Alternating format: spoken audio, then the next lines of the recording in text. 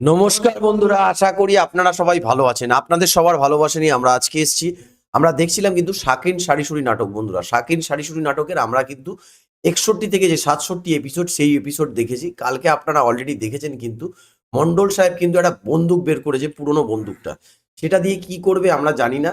তো আজকের ভিডিওতে কিন্তু একটা ইন্টারেস্টিং বিষয় হতে চলেছে। তাই ভিডিওটা আপনারা কিন্তু শেষ অবধি দেখার চেষ্টা করবেন। আর আপনারা যদি আমাদের চ্যানেলে নতুন হয়ে থাকেন তাহলে অবশ্যই কিন্তু চ্যানেলটাকে সাবস্ক্রাইব করে নেবে। তো চলুন বন্ধুরা ভিডিওটা দেখে নেব।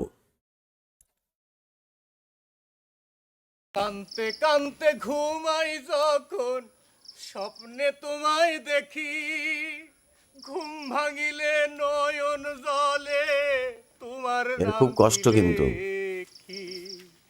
ওই গান করে কিন্তু। উপর জ্বালা। এই মন্ডল সাহেব এসে গেছে তো। মন্ডল সাহেব আপনি চলেক হাতে বন্দুক কি কামে কোনে যাব? কইছি চলেক, এত কোশ্চেন করিস কি জন্যে?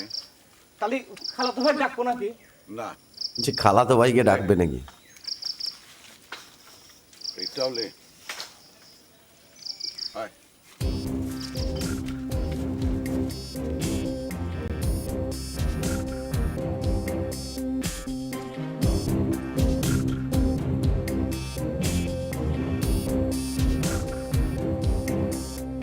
মন্ডল সাহেব কিন্তু এটা নিয়ে একটা কিছু একটা ওকে বলবে মনে হচ্ছে। এনে খারালেন কে মন্ডল সাহেব? কেসটা কি? কেরে মান্নান, তুই না কলু যে তোর ব্রেন ঠিক হয়ে গেছে, তারপরে তুই দুঃখের গান গাচ্ছিল কি জন্য? বেরেন তো আমার ঠিকই হয়ে গেছে মন্ডল সাহেব। ব্রেন বলছে ঠিক হয়ে গেছে বন্ধুরা। ওই কবের পারেন যে দুঃখের গান করতে আমার মনটার মধ্যে একটু ভালোই থাকে, নিশাও হয়ে গেছে মনে করেন। নিশা নিশা তাই ওই বিড়ি সিগারেট খাওয়ার মতো মাঝে মাঝে একটু একটু করে বিড়ি গান। সিগারেট খাওয়ার মতো মাঝে মাঝে একটু আধটু। তুই যে কথাটা কলু, এটা কি সত্যি যে রওশন আমাকে মাইরা ফেলাবার জন্য যুক্তি বুদ্ধি করতেছে? তে, আল্লাহর কিরে বলে করছি, এ বন্দুক ছুঁয়ে করছি। রসন আমার নিজের মুখে কথাটা কইছে। আর একটা কি হয়েছে জানেন? রসন যায় ওই সারি সুরি গায়ে রুইতন আছে না, ওর সাথে গ্যাং পাকানোর চেষ্টা করতেছে। আর সবচেয়ে ভয়ের কথা কি জানেন? এর মধ্যে রসন পিস্তল চালানো কলম শিখেও গেছে, বুঝছেন? এখন তাইলে কি করা যায় রে মান্নান? আমার মাথায় তো কিছুই আসতেছে না মন্ডল সাহেব। আমার ও তো মনে হয় কি, সবকিছুতেই হাসছে। আর কয়টা দিন গেলি আমার মাথায় ঠিক বুদ্ধিটা চলে আসেনি। ও এখন ওর মাথায় বুদ্ধি আসেনি। ব্রেনটা কয়দিন হলে হিট খাই উঠলে তো সেজন্য লোড লিভার পারতেছে না। তো আমি তো একখান বুদ্ধি করে ফেলাইছি রে মান্নান। কি বুদ্ধি করেছেন মন্ডল সাহেব? বন্দুক খান দে, এলেন? লোড করা আছে তো। হ্যাঁ।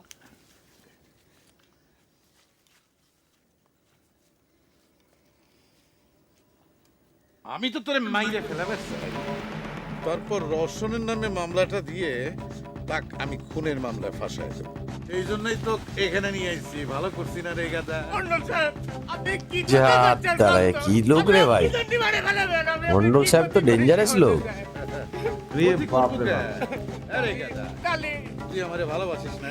দাম দিয়ে ভালোবাসি। এই ভালোবাসিস, সেই জন্যই তো তুই আমাকে ভালোবাসিস, সেই জন্যই তোর জীবনের বিনিময়ে আমার জীবনটা রক্ষা করলো।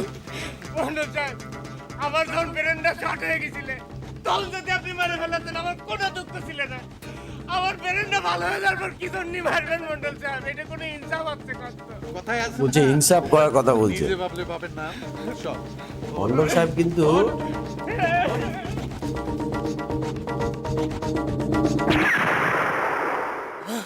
ও স্বপ্ন দেখছে।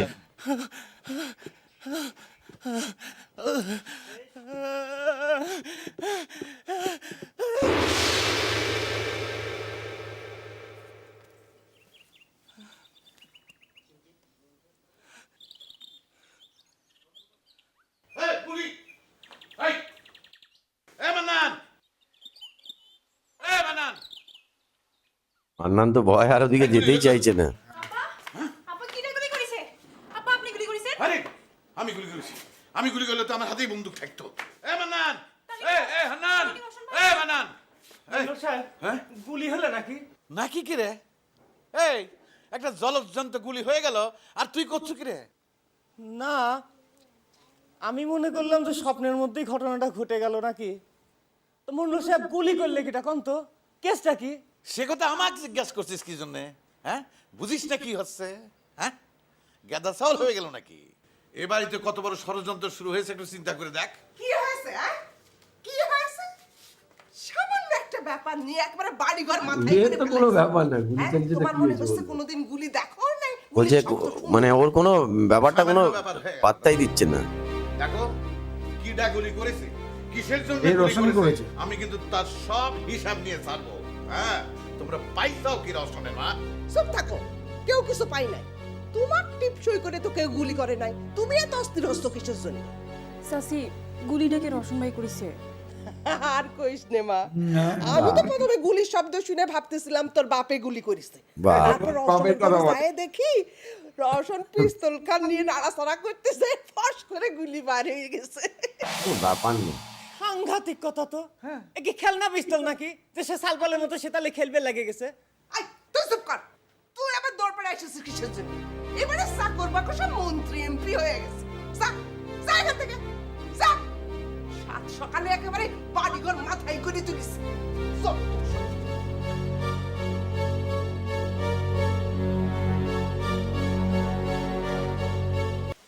তার উপর নাকি মা কালী ভর করে, তাতে কোনো লাভ হয়েছে? এই মা কালী সে ঘর মোহরে নিয়ে পাতিল পাইছে? পড়েছে এবার এই নিয়ে। মোহরে পাতিল পালি না হয় তার রাগ সহ্য করা যায় তো। বাদ দে, তোর আর আমার বউর উপর রাগ দেখান লাগবি না। তোরা খালি আমার বউর রাগটাই দেখলু না। তোর বৌদি যে আমার কত ভালোবাসে রে গোলাম, একটু বোঝার ক্ষমতা তোগারে কারো নেই। খ্যামটা থাকবি না কিসের? করছাও না কেন? না আর কিছু শোনা যায়নি? মানে বৌদি না আর কাউকে কিছু কয়নি? ও এখন সারা ইয়েতে রটাচ্ছে। এরকম করে চাচ্ছ কেন? বাবা, এ তো নতুন ড্রেস পরে চলে এসেছে জাপান ডাক্তার।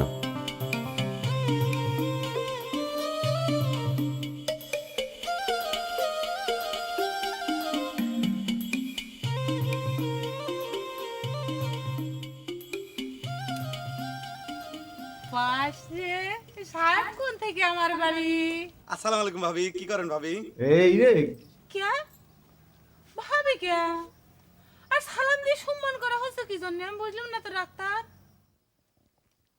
সম্মান দেওয়ার মতো পরিস্থিতি তো আপনিই সৃষ্টি করেছেন ভাবি।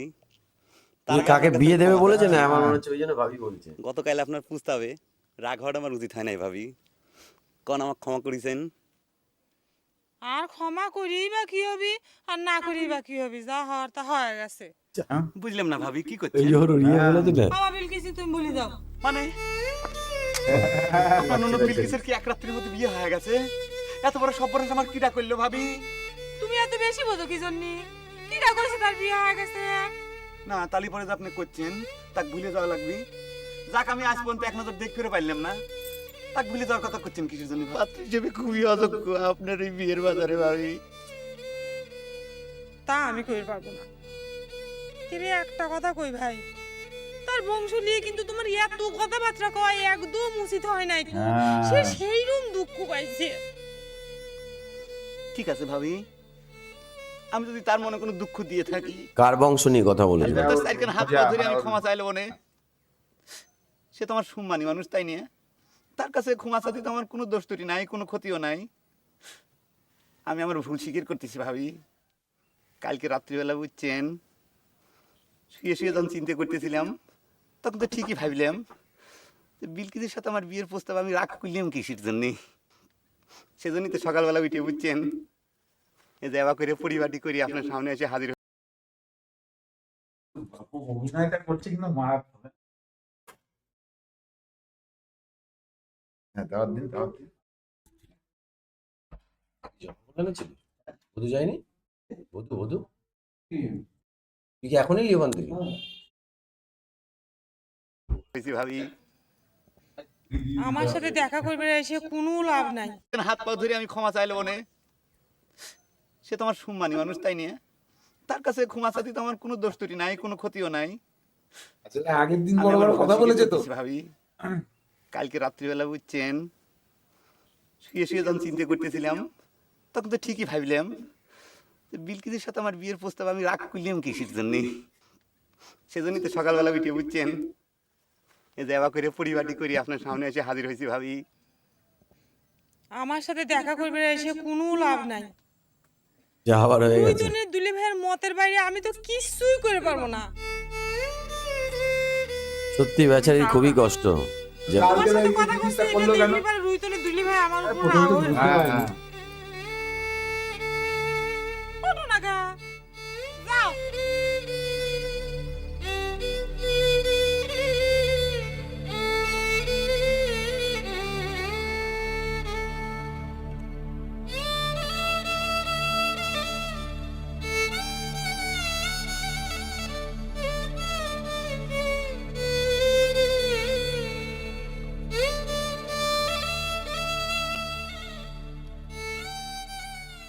চিন্তা করে দেখিছু কত বড় স্বার্থপর। আরে আমরা হলাম কি শরীর, রক্তের রক্ত। আমাদের কাছে পর্যন্ত আজ পর্যন্ত স্বীকার্য করলো না যে মোহরের ঘটি পাইছে। অথচ অথচ রঞ্জু ভিন জাতের ছাল তার ডাকে নিয়ে এসে মোহরের ঘটি দিয়ে দেয়। রঞ্জুকে দিয়ে দিয়েছে নাকি? রঞ্জুকে ডাকতে গেছিল না? হ্যাঁ, রঞ্জু তো বিশ্বাসী লোক, বিশ্বাসের সেই কথা। সময় রঞ্জু তোদেরকে সাহায্য করেছিল। রঞ্জু কি এমন বিশ্বাসী ছাল হয়ে গেল? ওর মন্ডল সাহেবের কাছে যাবো?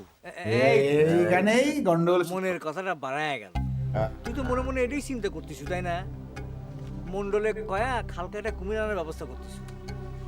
ওই যে রসন তোকে যে বিভীষণ কয়া ডাক দিছিল, আমার তো মনে হয় ঠিকই কইছিল। রাগ হচ্ছু কে গুরুদা? আমি ভাবলাম যে মন্ডল সাহেবের সঙ্গে পরামর্শ করলে উপকার হবার পারে। হাই, মন্ডল যে কত উপকার করার মানুষ হেডোর প্রমাণ পাও নাই? হ্যাঁ, রুইতনের হুন্ডার খবর দিয়া মন্ডল উপকার করে নাই।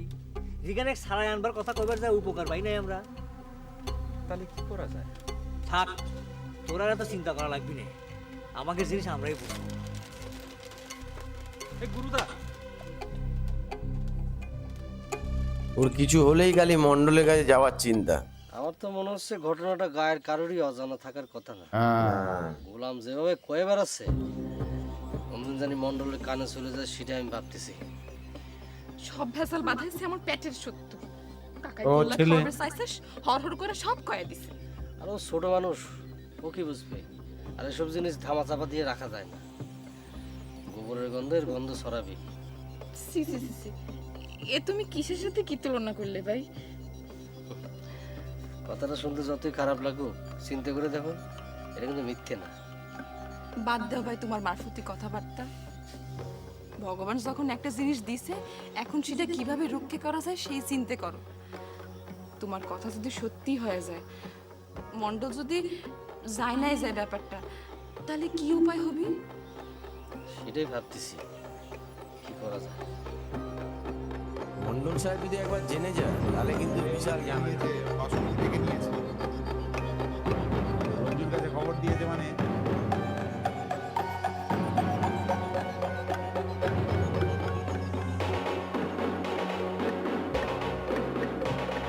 দিদি, আগে ভাগে অত চিন্তা করার দরকার নেই তো। অবস্থা বুঝে ব্যবস্থা না যাবে না। সেজন্যই তো কইছিলাম ঘড়িটা তোমার কাছে নিয়ে রাখো। দিদি, যেটার সামনে এই কথাটা কওয়া তোমার ঠিক হয়নি। লুকি লুকি শুনছে কিন্তু। আমার কাছে দাও, যেটা সেটা চায় না। হ্যাঁ, আমি যা কর কয়ে দিছি ভাই। আচ্ছা বাদ দাও, একটা জরুরি কথা কওয়ার জন্য আসছি। আমি কিন্তু গোলামে কয়ে দিয়েছি যে ঘড়ি তুমি আমার কাছে দিয়েছো। কেউ যদি জিজ্ঞেস করে সে কথাই করে, ঠিক আছে? আচ্ছা। ও জেনে গেলে তো ওর তো ইয়ে জেনে যাচ্ছে, ওখানে সামনে দাঁড়িয়ে আছে, দেখেন। এবার আসবে বাসন্তী, এবার ওকে বোধহয় ছাড়বে। এখন সেই পরিস্থিতির সৃষ্টি হয়ে গেছে। ও বুঝতে পারছে না ব্যাপারটা কি হচ্ছে। তাও বলছে বাইরের লোককে বলছে হয়তো।